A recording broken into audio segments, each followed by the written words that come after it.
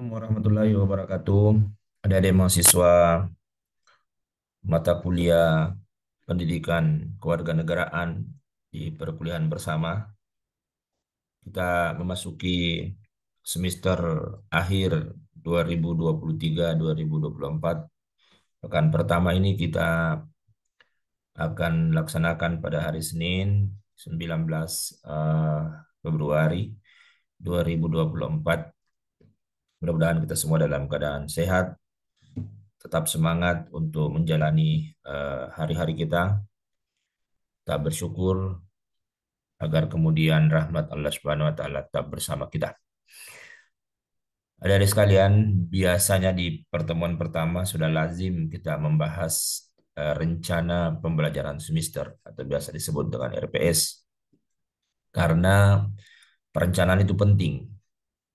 Ada yang mengatakan kalau perencanaannya beres, maka sebenarnya setengah dari tujuan itu kita telah capai. Karena ya perencanaan itu tentu di dalamnya ada tujuan yang kita mau capai, kemudian ada proses mencapainya. Tuh. Baik, adik-adik sekalian, eh, dosen pengampu mata kuliah ini saya sendiri, Rahmatullah Jafar ya. Anda bertemu dengan saya setiap jadwal kuliah. Saya dosen di Departemen Ilmu Pemerintahan FISIP Unhas, juga diamanahkan oleh pimpinan universitas sebagai Kepala Subdirektorat Perkuliahan Bersama. Nomor yang bisa dihubungi bisa Anda lihat di layar monitor ya. Anda komunikasi dengan saya via nomor ini. Kalau hal yang terkait dengan penyampaian bisa di chat, tapi kalau hal yang butuh jawaban, ya silakan di telepon. Tentu Anda tahu kapan waktu yang tepat untuk berkomunikasi. Kemudian saya juga akan bersama dengan beberapa anggota tim yang mungkin saja di setiap kelas itu berbeda. Ada Pak Saharudin, Ibu Afni Amiruddin, ada Ibu Nadia Indriana, kemudian ada Ibu Anissa Nurul Ramadhani. Ini sebenarnya dosen-dosen muda ya, yang tentu interaksinya bisa lebih baik karena usia Anda tidak terpaut jauh. Kemudian ada juga dosen pendamping di kelas-kelas internasional karena beliau ini eh, dapat memfasilitasi eh, pembelajaran dengan menggunakan bahasa asing. Ada Ibu Nur Samsani, kemudian ada Ibu Risma Asriani Asis. Jadi saya sebenarnya membuat perencanaan, memonitoring dan mengevaluasi perencanaan itu. Bagaimana perkuliahan di kelas itu akan banyak difasilitasi oleh dosen-dosen yang tertera namanya di monitoring ini. Kemudian adik-adik sekalian bahwa yang kita bahas di awal perkuliahan itu ada 4 hal sebenarnya. Yang pertama adalah materi kuliahnya apa, ruang lingkup materinya. Kemudian yang kedua adalah metodenya, bagaimana caranya untuk membahas materi ini. Yang ketiga, ya tentu ada tugas-tugas, ada ujian, yang mana itu menjadi indikator-indikator penilaian. Nah, tentu di dalam prosesnya ada aturan perkuliahan yang mesti kita taati bersama. Ya, kita kuliah sesuai dengan jadwalnya dan harap untuk kemudian eh, datang tepat waktu karena kita harus mulai perkuliahan tepat waktu. Kita bisa berangkat tidak pada waktunya. Maksud saya pembelajaran bisa dilanjutkan di media pembelajaran sekolah misalnya. Tidak berarti kita kuliah dari waktu terjadwal sampai waktu berakhirnya jadwal. Karena bisa kita kemudian membawa perkuliahan itu secara online. Eh, Toleransi masuk di kelas biasanya saya 10 menit. 10 menit. Tapi jangan karena 10 menit lalu eh, terlambat 10 menit. Kemudian ya harus gunakan sepatu ya. Kemudian pakaiannya juga harus sopan. Yang mana itu tidak tidak akhirnya kemudian mengganggu orang lain yang kemudian tidak mau melihat sesuatu yang tidak syar'i. Oke. Nah, Anda ini kan kebanyakan mahasiswa 2023 ya. Ini kan mahasiswa 2023 di struktur kurikulum 2023 itu ada 3 kelompok. Ada MKWU-nya 12 SKS, kemudian ada MKKPS-nya mata kuliah kompetensi program studi, kemudian ada mata kuliah pengembangan kompetensi ini yang 20 SKS ini yang kemudian apa namanya mata kuliah yang bisa dikonversi dari berbagai aktivitas atau mungkin dari pertukaran mahasiswa merdeka ya. Kemudian di kelas ini ya kita ada pada kelompok MKWU, mata kuliah wajib umum. Tuh. Kemudian di dalam mata kuliah wajib umum itu ada 4 mata kuliah wajib kurikulum. Artinya memang sudah diwajibkan di kurikulum nasional. Kemudian ada 4 diantaranya adalah pendidikan kewarganegaraan.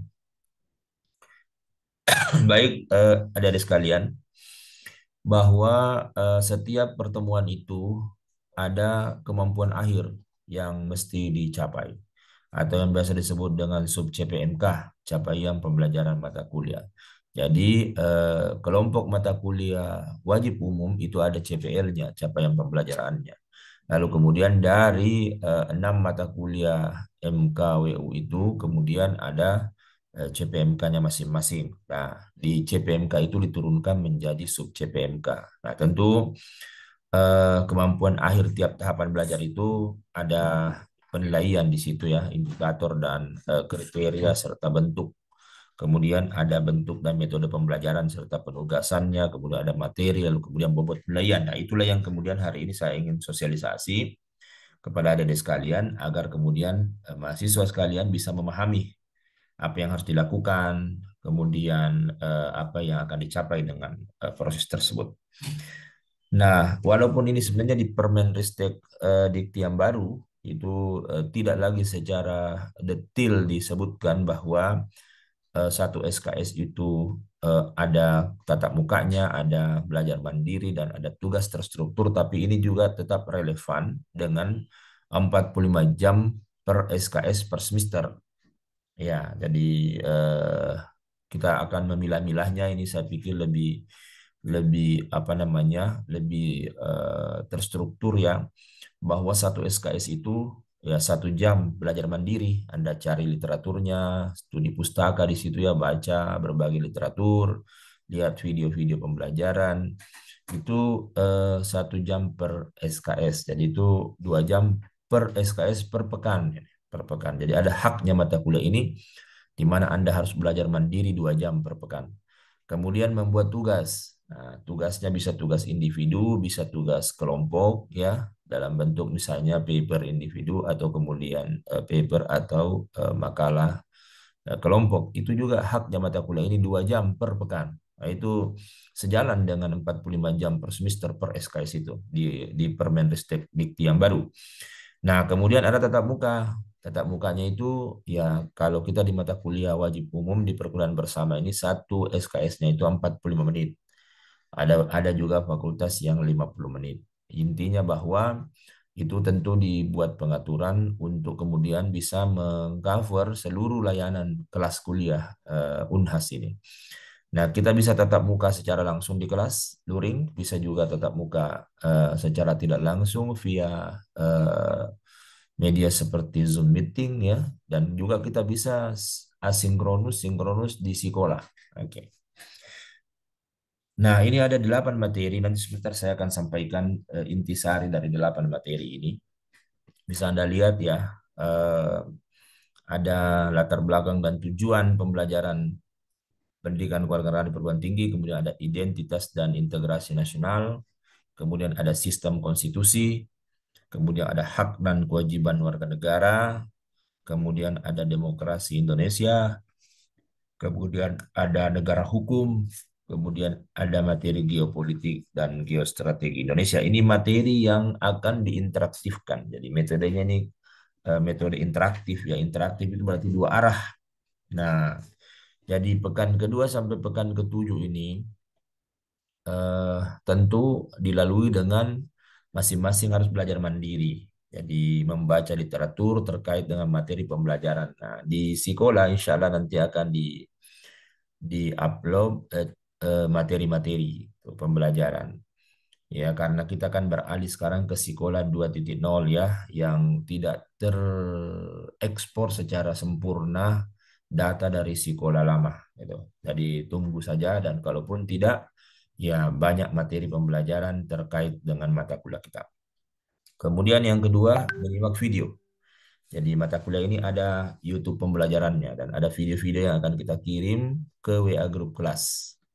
Jadi kita akan kirim video itu dan Anda harus lihat, Anda harus simak itu. Ya itu namanya belajar mandiri dan statistiknya kan kelihatan.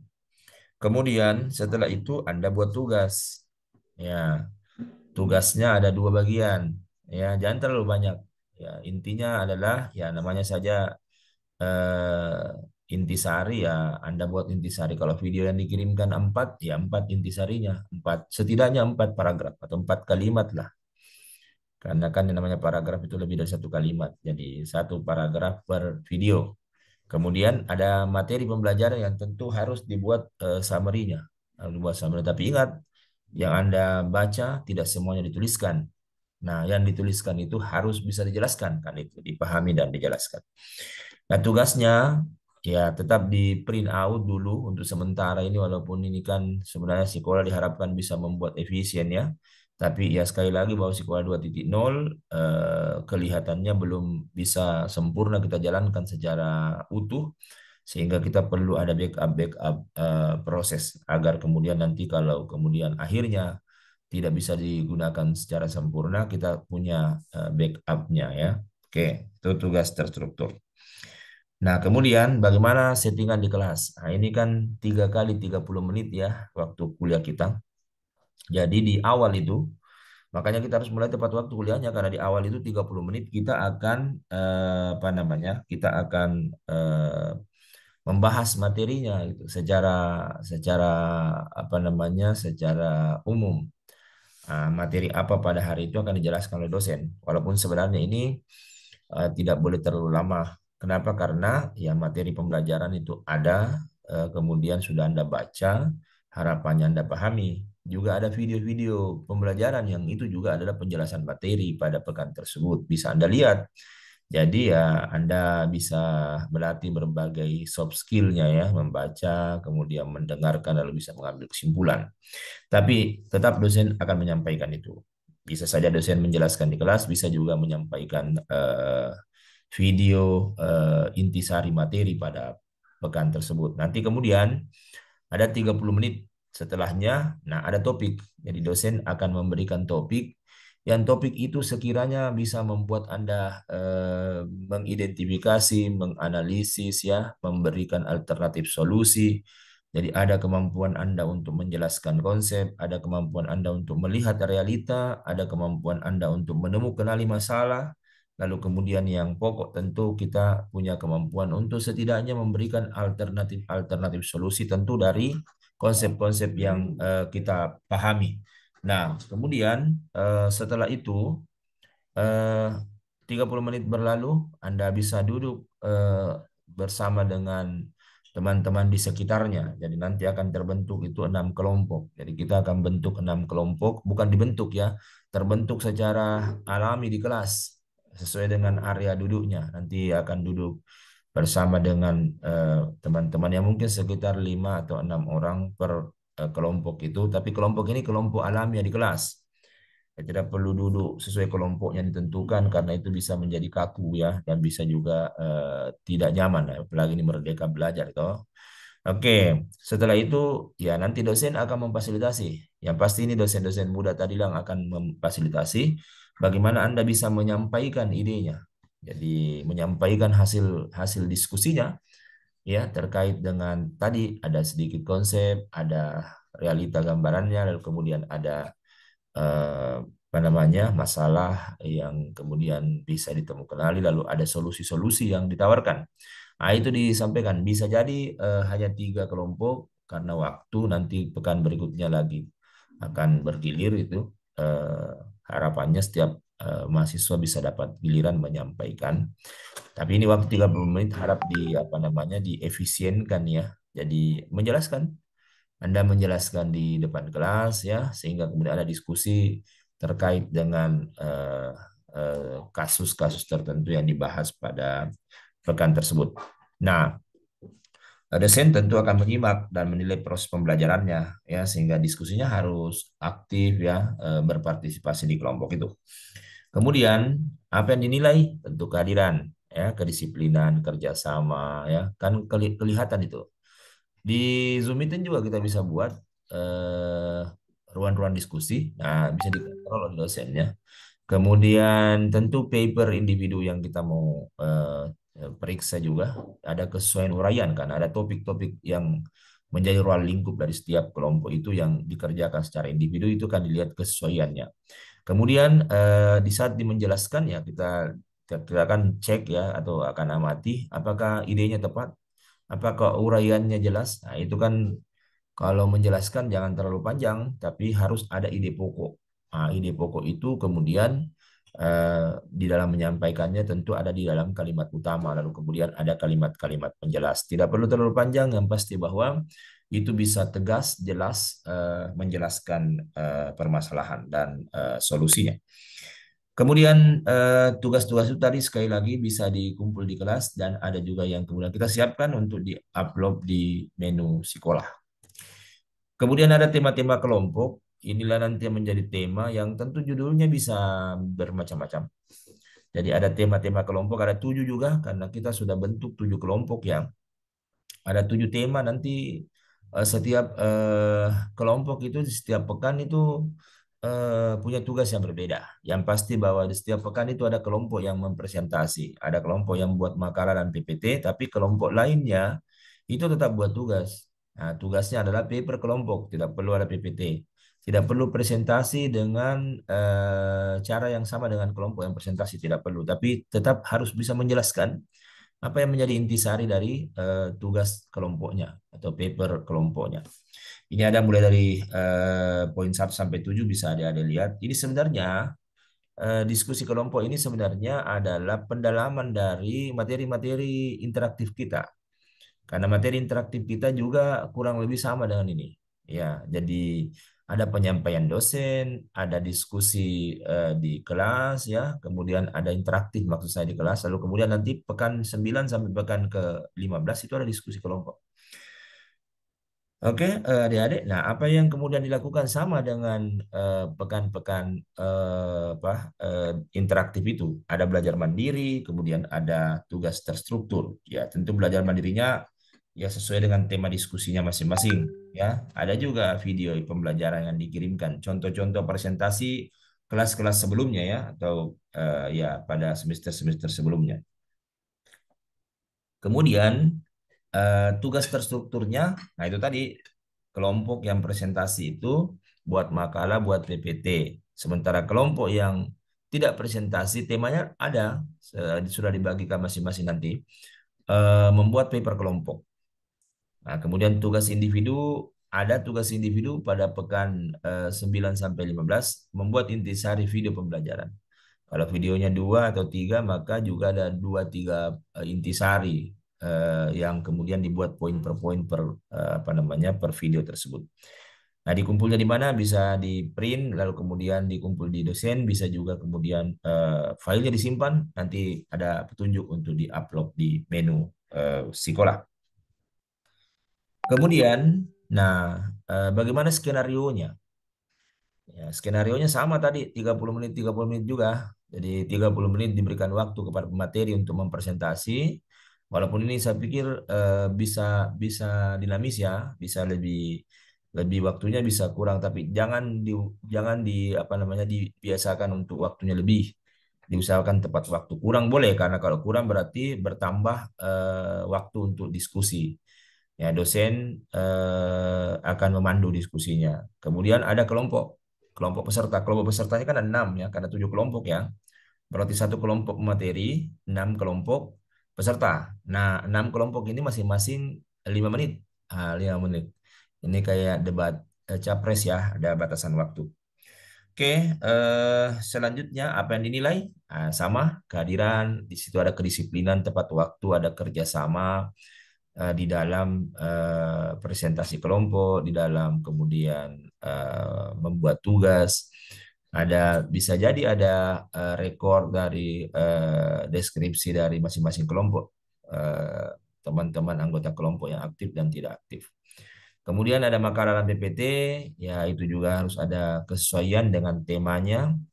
Kemudian ada paper kelompok peserta juga sama, ada kesesuaian tema ya. Kemudian ada presentasi. Nah, ini makanya nanti wakil ketua kelas itu punya daftar nilai. Ya, nanti akan dikirimkan di WA Group. Nanti wakil ketua kelas yang terpilih itu tugasnya adalah bagaimana mengidentifikasi seluruh kebaikan di kelas ini. Berikut seluruh keburukannya. Jadi dikasih tanda. Kalau ada yang presentasi dikasih tanda plus, ada yang bertanya hal-hal yang baik, nah, itu dikasih tanda plus. Kemudian yang terlambat atau kemudian ditegur oleh dosen di kelas atau memberikan masalah di kelas kita, tidak mendukung, tidak berkontribusi, tidak berpartisipasi, mengganggu begitu. Itu dikasih tanda minus ya. Jadi HP digunakan pada waktunya. Jadi HP akan ada waktunya digunakan. 30 menit itu HP akan digunakan. Ya, siapkan kuota Anda gitu atau perbaiki apa namanya koneksi antara HP Anda dengan jaringan-jaringan WiFi di kampus. Kemudian kalau waktunya dilarang memegang HP, jangan pegang HP. Jangan main-main HP karena itu mengganggu proses pembelajaran. Oke, selanjutnya adalah ujian. Nah, kita masih mengenal ujian. Kita akan ujian di pekan ke-8. Pekan ke-16 itu kita akan siapkan untuk remedial. Kalau kemudian memang ada waktu untuk ada mahasiswa yang membutuhkan remedial. Ada menu kuis sekolah. Bisa kita ujian di situ atau kemudian kita ujian di kelas. Jadi pilihannya harus dibuat dinamis ya. Nah, kalau sekolah yang dulu di mata kuliah ini sudah ada sebenarnya. Ada bank soalnya, ada soal-soal multiple choice, ada soal-soal esai. Nanti kita lihatlah ya. Jadi ujiannya pekan ke-8 saja. Pekan ke-16 kita siapkan untuk remedial bagi mereka yang mau remedial. Nah, di kelas saya ini biasanya orang tidak remedial. Semuanya dapat nilai A bagi yang mau. Nah, ini ada jadwal. Bisa Anda lihat ya. Ada jadwalnya ini. Jadi ada sebaran pekannya, kemudian metodenya, ada sebaran apa namanya tugasnya. Ini kan tugas pengaturan internal dosen seperti apa, jadi bisa jadi tidak sama di kelas lain, walaupun sebenarnya ini secara umum harusnya sama ya, karena RPS-nya kan sama. Tapi ada pengaturan-pengaturan utamanya karena ini ada eh, banyak tanggal merah. Nanti sebentar kita lihat khusus tanggal merah. Ini tugasnya ketua kelas. Kalau tanggal merah hari ini, maka hari Senin berikutnya, misalnya kalau hari Senin, atau pekan berikutnya, ketua kelas harus minta berita acara sama petugas ruangan. Tanda tangan isi, dosen juga tanda tangan, atau boleh ketua kelas paraf, yang mana menjelaskan di situ bahwa ada kuliah tambahan. Karena kuliah tambahan itu boleh secara online dilakukan, boleh juga kemudian materi pekan yang mana bertepatan dengan libur itu dibahas di pekan berikutnya. Jadi bisa lebih padat itu pasti pembelajarannya karena eh, apa namanya waktunya sudah diatur memang ya sekian menit untuk setiap materi. Jadi yang paling tepat tentu ada kuliah tambahan secara daring atau kemudian sekolah digunakan untuk kuliah asinkronus ya, tidak sesuai waktu karena libur juga tidak boleh ada kuliah karena kalau hari itu libur hari itu kuliah itu bisa melanggar hak asasi kita ya, apalagi kalau itu hari-hari libur keagamaan. Nah, itu tentu bagi beragama tersebut akan merayakannya ya. Oke, bisa dilihat ya dari pekan 1 sampai pekan ke-16. Jadi perencanaan kita ini alhamdulillah cukup baik menurut saya ya. Jadi materinya jelas, metodenya jelas, kemudian tugas-tugasnya juga jelas.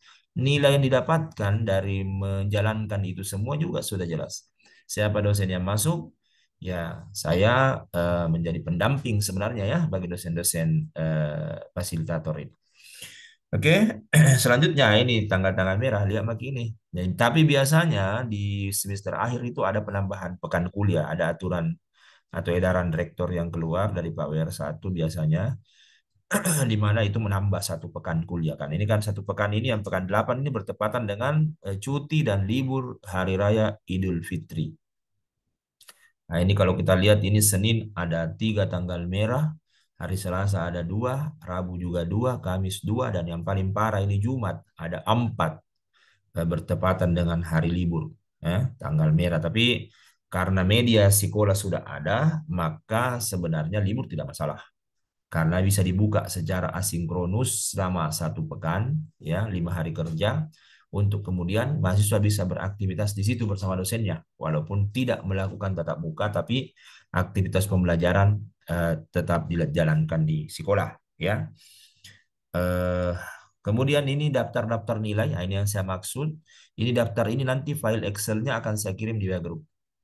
Ya, nanti ketua kelas, wakil ketua kelas khususnya ini harus mendownload dan ini ada nama-namanya nanti sesuai dengan kelasnya. Nah, di sini sudah dikasih kehadiran karena kan mahasiswa itu kan memang harus rajin. Jadi kita sudah kasih angka 1. Nanti kemudian kalau tidak hadir disilang, terlambat di minus, hal-hal yang baik dikasih plus di kolom-kolom itu. Nanti dipindahkan ke file Excel-nya lalu dikirim ke dosennya di pekan akhir kuliah supaya bisa diakumulasi nilainya. Nah, ini yang di bagian bawah ini daftar nilai untuk kemudian menjadi dokumen. Dan inilah yang nanti sejalan dengan Sikola, sejalan dengan pengukuran CPL di si Pakamase, itu aplikasi ya. Kemudian sejalan juga dengan daftar nilai di Neosia yang nanti akan link dengan rapornya mahasiswa ya. Nah, kemudian yang perlu Anda perhatikan adalah kelompok. Nah, ini kelompok ini ada warna biru, tulisannya 1 sampai 7 itu sudah diatur oleh dosennya. Jadi mahasiswa tidak boleh lagi, karena ini kan kelas kita mix. Biasanya kelasnya di mix, tapi aktivitasnya tidak mix. Tetap mono ya, masing-masing prodi bergaul dengan temannya di prodi itu tidak boleh. Perkuliahan bersama itu harus menstimulan unhasku bersatu, unhasku kuat. Kenapa? Karena di mix kelasnya dari berbagai prodi, sehingga pembelajarannya juga harus berbaur.